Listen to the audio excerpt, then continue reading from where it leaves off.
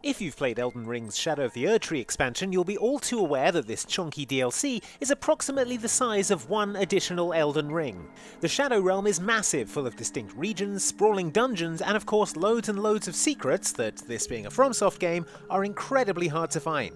But don't even sweat it, Tarnished, because here we've got the top 7 most astounding secrets waiting for you in Shadow of the Erdtree, ranging from secret bosses, to secret weapons, to an entire secret area. Watch on for the details and enjoy.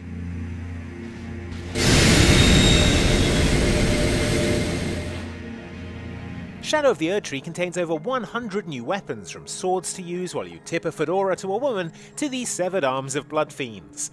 Maybe give that a wash before you use it. The second coolest weapon in this whole expansion, however, doesn't appear to be much when you first pick it up, because it is, for all intents and purposes, an inert lump of stone. Yes, I said second, more on that later. The stone-sheathed sword, as it's called, is found in the Fog Rift Catacombs, a short ride from Castle Ensis. You'll need to make your way through the catacombs, no easy feat as they're full of wizards and gargoyles and, oh yeah, crushing spiked ceilings, but once you do, you'll find an altar where you'll receive your rich reward, a stone sword that can't be removed from its stone scabbard. A statue of a sword, if you will. I can't kill someone with this, except by beating them to death, and that's not really my vibe. Before you huck this big stone stick in the sea though, you ought to know that crucially the stone-sheathed sword transforms at 2 locations on the map, where 2 more altars can be found. To reach the first altar, you'll need to find your way to this broken bridge and then make a run of faith across an invisible crossing, because where we're going, we don't need roads.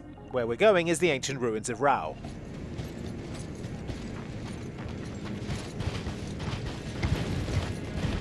Here you'll find the Altar of Light, which will convert your stone-sheathed sword into the Sword of Light, a biblically accurate nightclub laser show whose Ash of War will buff your holy damage.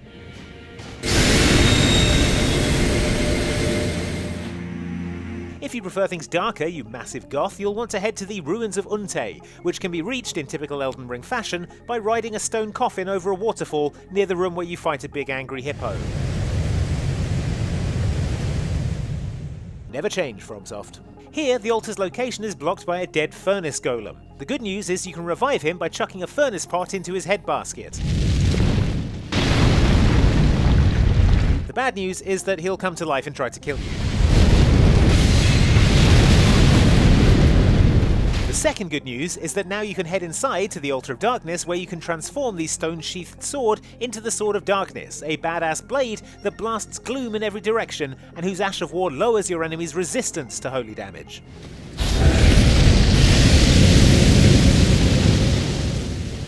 Also worth noting is that these 3 altars are interchangeable. Whichever one you find first should have the stone-sheathed sword on it, and you can switch the sword back and forth between light and darkness as many times as you like by revisiting the corresponding altar. I think I'll probably be revisiting the one that doesn't have an angry furnace golem in front of it, to be honest.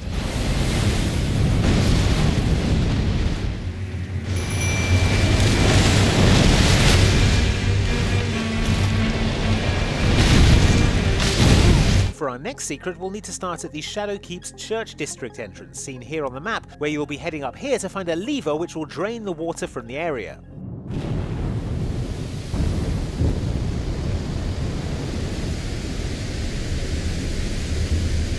Descend into this new area, and an elevator ride will take you down to the Erdtree base. And did you know we're all apparently pronouncing that word wrong, and it should be Shadowtree?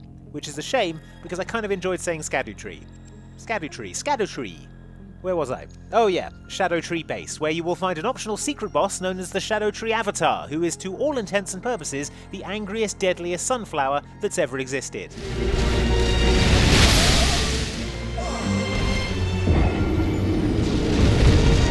Cuphead could never. This thing absolutely sucks, sending huge crashing waves of deadly thorns at you, but you might want to keep at it, because when it does at last die, it drops something that can help out enormously in Shadow of the Erdtree's final boss.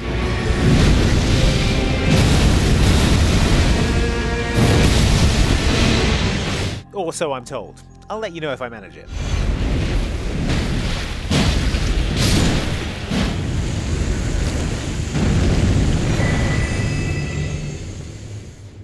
If there's one body part that Elden Ring loves, it's fingers. If there's two body parts it loves, it's fingers and eyes. So it very much tracks that as you go about your business, you might happen to pick up the mystical contact lenses known as the Iris of Occultation or the Iris of Grace. It might not be immediately clear what exactly these weird eye things do, but they have a very specific purpose, being given to two specific NPCs in order to get awesome rewards. The first NPC is Sword Hand of Knight Yolan, hanging out at the Cathedral of Manus Metyr here. Count Emir, the stars, the sky, I see them not. The second NPC is Fire Knight Queeline, who can be found in the Church Districts. Queen Marika, mother to us all, favor me with thy grace. I have met many who would threaten or distress thee, and quelled each and all. Giving the Iris of Occultation to either of these folks gives you their weapon, while giving them the Iris of Grace gives you their Spirit Ashes, so you can use them as a summon.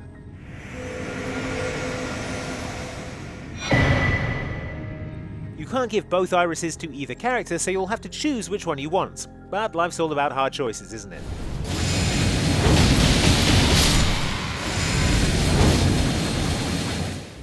Next up, our second and best weapon of the list. Getting it requires a good deal of the worst parts of any From Software game, namely platforming. So just as well, it's 100% worthwhile. Starting from the Spiral Rise Site of Grace in Ene Ilum, you'll need to use Elden Ring's famously precise and good jumping and directional controls to navigate your way down a series of precarious ledges and windows to a normally unreachable part of Bellarat Tower Settlement, without plunging to your death.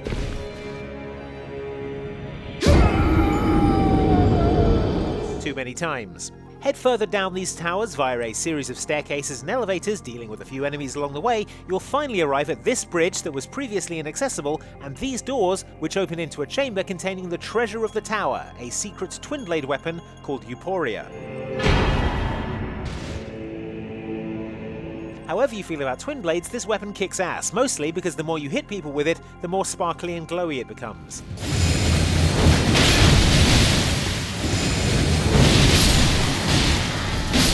And once it's good and glowy, you can just hold it out in front of you and mince people with it like that guy in that Indiana Jones film who gets wrecked by a propeller. So, worth it. I think you'll agree.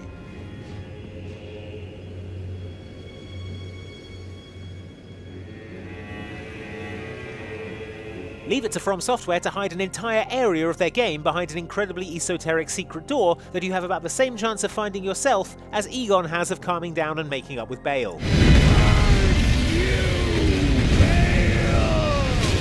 Yeah, thanks Egon. Anyway, if you've done some exploring in Shadow of the Erdtree, you might have noticed that there's this whole section over here on the map that is mysteriously inaccessible to you by normal means. What's going on over there? And how do we get there?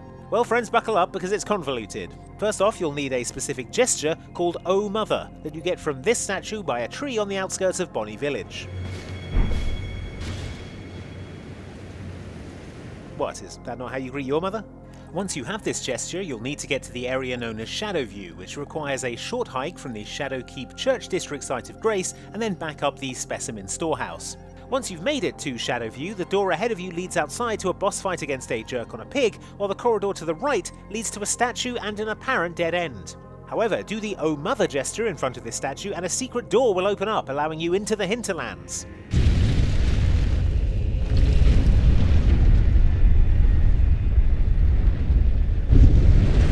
Which are just as full of monstrously overpowered super aggressive monsters as the rest of the game. But still, secret area!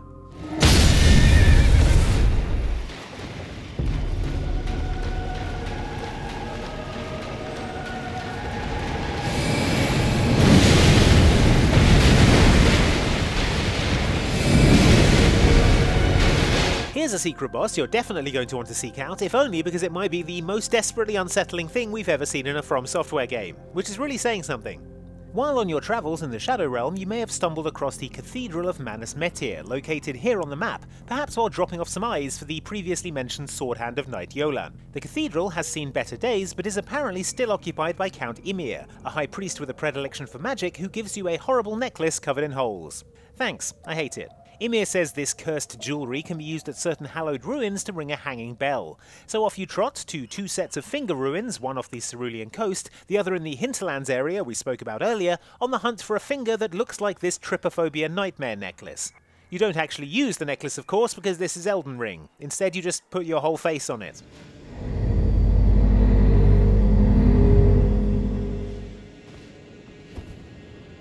Okay, sure. Once both these bells have been rung, you can return to Ymir, who is now cradling a horrible many-fingered hand for some reason, and he'll be delighted by your service. Simply exhilarating, I must say. What he won't be delighted by is you waiting until he goes out and then activating the secret passage underneath his throne, where lies a 3rd finger bell, which you can ring to initiate a fight with Metyr, Mother of Fingers, a grotesque chimera of arms, hands and fingers, who lives in a misty lake underneath a bunch of unsettlingly organic tubes.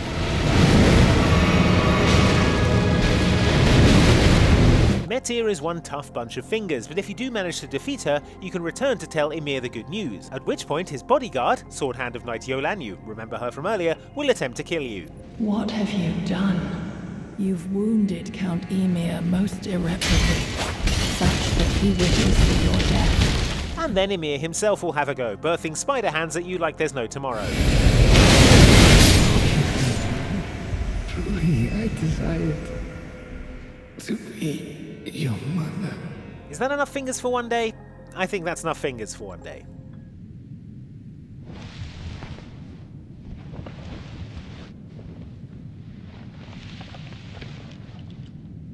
Enough. I have endured more than enough.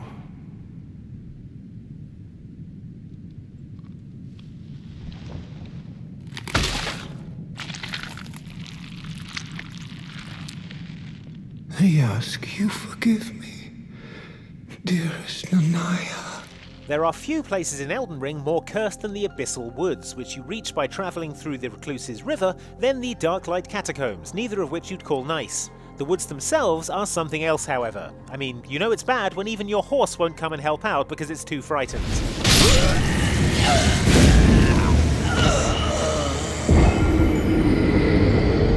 Stupid lucky horse. Wish I could hide in a whistle. You're going to want to press on, however, because in the heart of the woods lies a big old haunted mansion known as Midra's Manse, which for my money is the coolest, creepiest place in the entire DLC. Leave. Now. Come no closer. No closer, I say. The man's wells. This joint is full of spirits, rats, and a weird screaming man.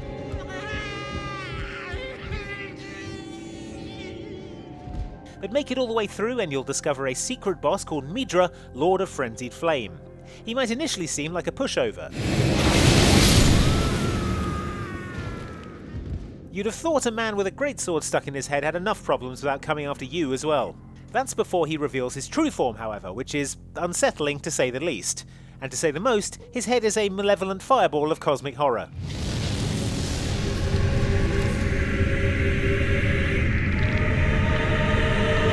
Did I expect to find something nice in the basement of a haunted mansion? No. But this...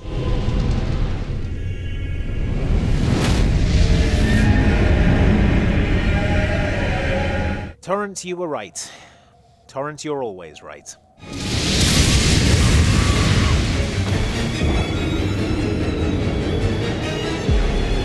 So those are our 7 favourite secrets from Elden Ring's Shadow of the Erdtree DLC. If you've discovered anything even cooler you want to share, let us know all about it in the comments, and in the meantime, be sure to like this video, subscribe to the channel, and maybe even check out patreon.com/OXClub to support the work we do here at Outside Xbox. Thanks for watching.